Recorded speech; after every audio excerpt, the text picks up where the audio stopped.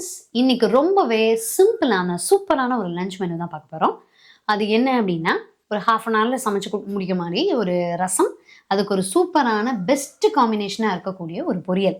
இந்த பொரியல்லாம் அதில் ஹைலைட்டே. நல்ல சௌச்சௌவில் வந்து கொஞ்சம் காரம் சேர்த்து நல்ல வித்தியாசமான சுவையில் ஒரு சௌச்சௌ பொரியல், தக்காளி வெங்காய ரசம். ஸோ வெங்காயம் கொஞ்சம் நிறைய போட்டு ரசம். ரசத்தில் யாராவது வெங்காயம் போடுவாங்களா அப்படின்னு நீங்கள் கேட்குறது வந்து புரியுதுங்க. எதுவுமே வந்து நம்ம சேர்த்துக்கக்கூடிய விஷயத்துல தான் இருக்கு. நான் வந்து பாரம்பரியமான ரசம் அப்படிங்கிறதுலாம் நான் சொல்லலை. தக்காளி வெங்காய ரசம் அப்படின்னு தான் சொல்கிறேன். ஸோ வெங்காயத்தை நிறையா போட்டு செஞ்சு பார்க்கும்போது அந்த ரசமும் சூப்பராக தான் இருக்கும். இந்த பொரியலுக்கு தேவையான அளவுக்கு தேங்காய் ஒரு மூடி வச்சுருக்கேன். இஞ்சி அதெல்லாம் சேர்த்து தான் அந்த பொரியல் செய்ய போகிறோம்.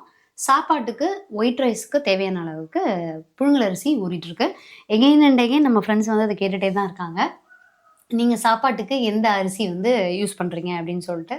நான் யூஸ் பண்ணுற ரைஸ் வந்து அக்ஷயா பொன்னி. அது வந்து புழுங்கல் அரிசி. எவ்வளவு தண்ணி நீங்கள் வந்து யூஸ் பண்ணுறீங்க அப்படின்னு கேட்குறாங்க. 1 பங்கு ரைஸுக்கு 3 பங்கு அளவுக்கு தண்ணி யூஸ் பண்ணுறேன். நல்லா ஒரு அரை மணி நேரம் ஊற வச்சு அந்த அரிசியை தான் நம்ம வந்து பயன்படுத்துகிறோம். அப்படிங்கும்போது உங்களுக்கு நல்ல உதிரி உதிரியாக சூப்பராக கிடைக்கும். இந்த ரைஸுக்கு தேவையான அளவுக்கு தண்ணியை வந்து குக்கரில் ரெடியாக வச்சுருக்கேன். இன்னும் பத்தெல்லாம் வைக்கல, தண்ணி மட்டும் ஊற்றி வச்சுருக்கேன். இப்போ அதை ஆன் பண்ணி கொதிக்கும் போது இந்த ரைஸை சேர்த்துடலாம். முதல்ல வந்து நம்ம இப்போ என்ன பண்ண போகிறோம் அப்படின்னா, இந்த தக்காளி இருக்கு இல்லையா, இதை வந்து நல்லா இது வந்து ஒரு டிப்ஸ் சொல்லியிருந்தாங்க. நம்ம ஃப்ரெண்டு தான் சொல்லியிருந்தாங்க நம்ம இதில் கமெண்ட்டில். ஒன் ஆஃப் த ஃப்ரெண்ட்ஸ் என்னென்னா, நீங்கள் நறுக்கிட்டு அதை வந்து வேக போடுங்க. உள்ளே சில சமயம் வெளியில் பார்த்தா நல்லா இருக்குது, எதுவுமே தெரியல, உள்ளே நறுக்கி பார்க்கும்போது புழு இருக்குது, அதனால் நீங்கள் கொஞ்சம் ஃபுல்லாக கட் பண்ணிவிட்டு அதுக்கப்புறம் வேக போடுங்க அப்படின்னு சொல்லியிருந்தாங்க.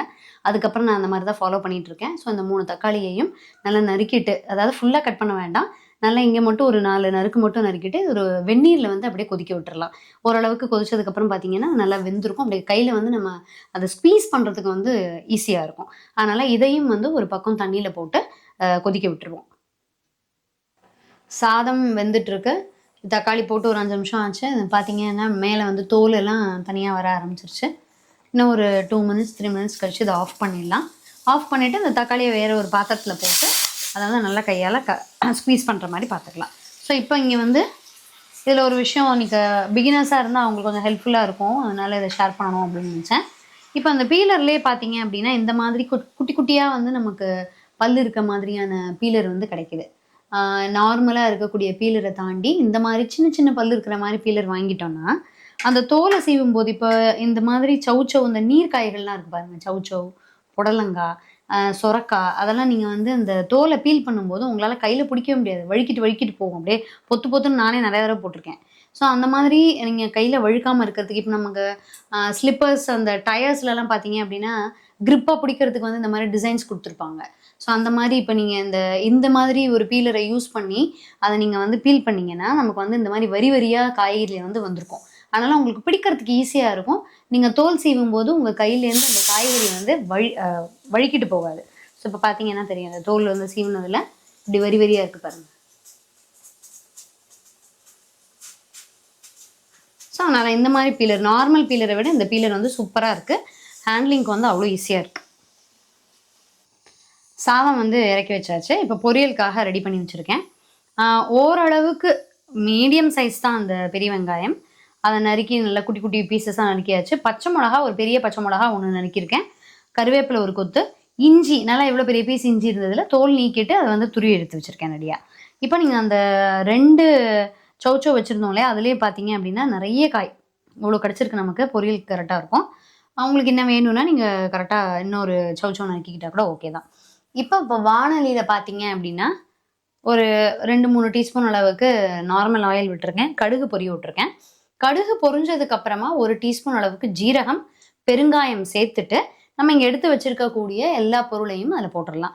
மிளகா, இஞ்சி, இது வெங்காயம், கருவேப்பிலை எல்லாத்தையுமே போட்டுட்டு அதை நல்லா வதங்கினதுக்கு அப்புறமா இந்த காயை வந்து அதில் சேர்த்து வதக்க லைட்டாக உப்பு சேர்த்து, உங்களுக்கு வந்து கலர் வேணும்னா மஞ்சப்பொடி சேர்த்துக்கலாம். நான் இன்றைக்கி மஞ்சப்பொடி சேர்த்துக்க போகிறது கிடையாது. எனக்கு இதே ஒரிஜினல் கலர்லேயே எனக்கு காய் வேணுங்கிறதுனால அப்படியே விட்டுற போகிறேன். ஸோ நல்லா உப்பு மட்டும் போட்டு நல்லா வதக்கிக்கலாம். இடையில கொஞ்சமாக இதுவே தண்ணி விட ஆரம்பிக்கும். அதனால் நீங்கள் அந்த வதங்கியும் வெந்தும் அந்த பொரியல் வந்து ரெடி ஆகும். அதனால் நல்ல டேஸ்ட்டாக இருக்கும் உங்களுக்கு. அதுதான் பயங்கர டேஸ்ட்டு. ஸோ இப்போ வந்து இது கொஞ்சம் ஆறுனதுக்கு அப்புறமா நான் சொன்ன மாதிரி இந்த தோலை நீக்கிட்டு நல்லா அதை கையாலவே கசக்கி ரெடியாக எடுத்து வச்சுக்குவோம். இங்கே இருக்கக்கூடிய வெங்காயத்தை நறுக்கி தோல் நீக்கி எடுத்துக்கலாம். அதே மாதிரியே பூண்டையும் வந்து தோல் நீக்கி வச்சுக்கலாம். மிளகு ஜீரகத்தை வறுத்து நம்ம இடிக்கல்ல போட்டு இடிக்க போகிறோம். ஸோ அதெல்லாம் செய்யும்போது பார்த்துக்கலாம். ஃப்ரெண்ட்ஸ், பொரியல் பார்த்தீங்க அப்படின்னா கலர் வந்து உங்களுக்கு கொஞ்சம் லைட்டாக சேஞ்ச் ஆகிருக்கும். அதாவது வெந்துருச்சு, பச்சையாக இருக்கக்கூடிய இதுலேருந்து வெந்தாச்சு. இப்போ இதில் வந்து நம்ம தேங்காவை துருவி போட்டு இறக்கிடலாம். ஸோ நல்ல வாசனையாக செம்ம டேஸ்டியான ஹெல்த்தியான பொரியல். சௌச்சௌ வந்து அவ்வளோ உடம்புக்கு நல்லது அப்படின்னு சொல்கிறாங்க. எவ்வளோ மேக்ஸிமம் சேர்க்க முடியுதோ, எந்த வகையில் சேர்த்தா நமக்கு பிடிக்குதோ அந்த மாதிரி இதை சேர்த்துக்கலாம்.